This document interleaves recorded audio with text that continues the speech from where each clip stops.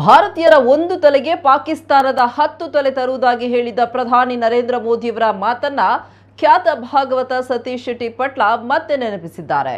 ಗಣೇಶಪುರದ ಗಣಪತಿ ದೇವಸ್ಥಾನದಲ್ಲಿ ನಡೆದ ನಾಗಮಂಡಲೋತ್ಸವದ ಸಭಾ ಕಾರ್ಯಕ್ರಮದಲ್ಲಿ ಅವರು ಈ ವಿಚಾರವನ್ನ ಪ್ರಸ್ತಾಪಿಸಿದ್ದಾರೆ. ಪಹಲ್ಗಾಮ್ನಲ್ಲಿ ನಡೆದಿರುವ ಹೇಯ ಕೃತ್ಯವನ್ನ ಖಂಡಿಸಿ ಮೃತರಿಗೆ ಸಂತಾಪ ಸೂಚಿಸಿ ಈ ಬಗ್ಗೆ ನಾವು ಸರ್ಕಾರವನ್ನ ಪ್ರಶ್ನೆ ಮಾಡಬೇಕಾಗಿದೆ ಅಂತ ಹೇಳಿದ್ದಾರೆ. ನಾವಿಲ್ಲಿ ದೈವ ದೇವರು, ಯಕ್ಷಗಾನ, ಕೋಲ, ಬ್ರಹ್ಮಕಲಶ ಅಂತ ಅದರಲ್ಲೇ ಮುಳುಗಿದ್ದೇವೆ. ಮಾತ್ರ ಅಲ್ಲದೆ ಜಾತಿ ಜಾತಿ ಅಂತ ಹೊಡೆದಾಡ್ತಾ ಇದ್ದೇವೆ. ಆದರೆ ಉಗ್ರರು ಯಾವ ಜಾತಿ ಯಾವ ರಾಜ್ಯ ಅಂತ ನೋಡದೆ ಕೇವಲ ಧರ್ಮ ನೋಡಿ 26 ಜನರನ್ನ ಬಲಿ ಪಡ್ಕೊಂಡಿದ್ದಾರೆ. ಬಲಿಯಾದ 26 ಜನರ ಬದಲಿಗೆ ಪಾಕಿಸ್ತಾನ ಪೋಷಿಸ್ತಾ ಇರುವ 260 ಉಗ್ರರನ್ನ ಬಲಿ ಪಡಿಬೇಕು. ನಮಗೆ ದೇಶ ಮೊದಲಾಗಿರಬೇಕು. ಬಳಿಕ ನಮ್ಮ ಧಾರ್ಮಿಕತೆಗೆ ಆದ್ಯತೆ ನೀಡಬೇಕು. ದೈವ ದೇವರುಗಳಲ್ಲಿ ನಾವು ನಮ್ಮ ದೇಶದ ಸೇನಾನಿಗಳಿಗೆ ಶಕ್ತಿ ನೀಡಲಿ ಅಂತ ಪ್ರಾರ್ಥಿಸಬೇಕು ಅಂತ ಪಹಲ್ಗಾಮ್ ಘಟನೆಗೆ ತಮ್ಮ ಆಕ್ರೋಶವನ್ನ ವ್ಯಕ್ತಪಡಿಸಿದ್ದಾರೆ. ನಾವು ಧಾರ್ಮಿಕ ಶಿಕ್ಷಣದ ಜೊತೆಗೆ ನಮ್ಮ ಕಣ್ಣು ತೆರೆಸುವಂತ ಹೊತ್ತು ಬಂಧುಗಳೇ, ಇದು ನಮ್ಮ ಇಡೀ ಸಮಾಜ ನಮ್ಮ ಭಾರತೀಯತೆಯನ್ನು ಪ್ರಶ್ನೆ ಮಾಡುವಂತ ಒಂದು ಹೊತ್ತು ಈಗ ನಮಗೆ ಬಂದಿದೆ. ನಾವು ದೇವಸ್ಥಾನ, ದೈವಸ್ಥಾನ, ಯಕ್ಷಗಾನ, ಕೋಲ, ನಾಟಕ, ಇನ್ನೊಂದು ಎಂಬುದಾಗಿ ನಮ್ಮಲ್ಲೇ ನಾವು ಮುಳುಗಿರ್ತೇವೆ. ಆದರೆ ಮೊನ್ನೆ ನಮ್ಮ ಭಾರತ ದೇಶಕ್ಕೆ ಒಂದು ಅಂಟಿದಂತಹ ಒಂದು ಶಾಪ ಇದು ನಮ್ಮನ್ನು ಎಲ್ಲರನ್ನು ಎಚ್ಚರಿಸುವಾಗೆ ಮಾಡಿದೆ. ಕೇವಲ ನಾವು ಇಷ್ಟು ಮಾಡಿದರೆ ಮಾತ್ರ ಸಾಕಾಗಲ್ಲ, ನಮ್ಮ ತನವನ್ನು ನಾವು ಪ್ರಶ್ನಿಸಬೇಕಾಗಿದೆ. ಈಗ ನಾವು ಇಂತಹ ವೇದಿಕೆಯಲ್ಲಿ ಇದನ್ನು ಹೇಳಲೇಬೇಕಾಗುತ್ತೆ. ನಮ್ಮ ತನವನ್ನು ನಾವು ಪ್ರಶ್ನೆ ಮಾಡುವಂತಹ ಪರಿಸ್ಥಿತಿ. ನಾವು ಜಾತಿ ಜಾತಿ ಜಾತಿ ಎಂಬುದಾಗಿ ನಾವು ಹೊಡ್ಕೊಳ್ತಾ ಇದ್ದೇವೆ.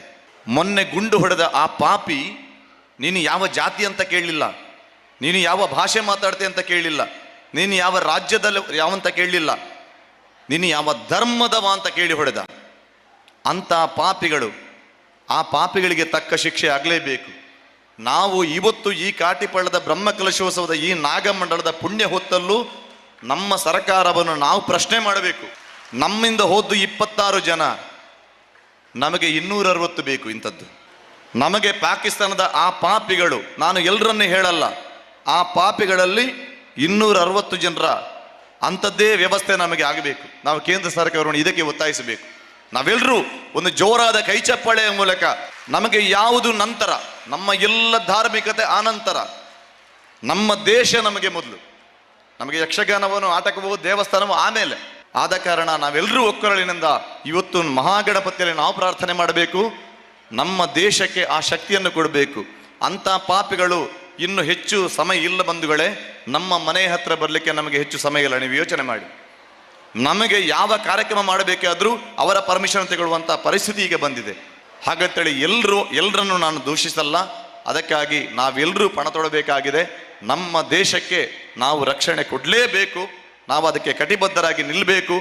ನಾವು ನಂಬಿದಂತಹ ದೈವ ದೇವರುಗಳು ಅದಕ್ಕೆ ನಮಗೆ ಶ್ರೀರಕ್ಷೆಯಾಗಿರಲಿ. ನಾವು ಯಾವುದೇ ಕಾರ್ಯಕ್ರಮ ಮಾಡಬೇಕಿದ್ರೂ ಕೂಡ ನಮ್ಮ ಸೈನಿಕರಿಗೆ ಬಲ ತುಂಬುವಂತಹ ಕೆಲಸಗಳನ್ನು ನಾವು ಮಾಡಲೇಬೇಕಾಗಿದೆ. ಈ ಎಲ್ಲ ಹಿರಿಯ ಕಿರಿಯ ಬಂಧುಗಳಿಗೆ ನಮಿಸುತ್ತಾ ನಾನು ಮಾತಾಡಿದ್ರಲ್ಲಿ ಏನಾದರೂ ಉದ್ವೇಗ ನನಗೆ ಅದಕ್ಕಲ್ಲ. ಆ ಮಕ್ಕಳು ಅಳುವುದನ್ನು ನಮಗೆ ಟಿವಿಯಲ್ಲಿ ನಮ್ಮ ಮೊಬೈಲಲ್ಲಿ ನೋಡಿ ಅದನ್ನು ಸಹಿಸ್ಲಿಕ್ಕಾಗಲ್ಲ. ಆ ಸಣ್ಣ ಸಣ್ಣ ಮಕ್ಕಳು ಕೂಗುವಂಥ ಪರಿಸ್ಥಿತಿ, ಆ ತಾಯಿ, ಆ ಸೇನಾನಿಯ ಆ ಹೆಂಡತಿ ಕೂಗುವಂಥ ಆ ಕಣ್ಣೀರಿದೆಯಲ್ಲ, ಅದನ್ನು ಸಹಿಸಲಿಕ್ಕೆ ಸಾಧ್ಯ ಇಲ್ಲ. ನಮಗೆ ಯಾವ ಸನ್ಮಾನವೂ ಅಗತ್ಯ ಅಲ್ಲ. ನಮಗೆ ಆ ಕಣ್ಣೀರಿಗೆ ತಕ್ಕ ಶಾಸ್ತಿ ಆಗಲೇಬೇಕು. ಆದ ಕಾರಣ ನಾವು ಅದಕ್ಕೋಸ್ಕರ ಕಾಯ್ತಾ ಇದ್ದೇವೆ. ನಮ್ಮ ಪ್ರಧಾನಿಗಳನ್ನು ಈ ಮೂಲಕ ನಾವು ಒತ್ತಾಯಿಸ್ತಾ ಇದ್ದೇವೆ. ನಮಗೆ ಅದಕ್ಕೆ ಶಾಸ್ತಿ ಆಗಲೇಬೇಕು.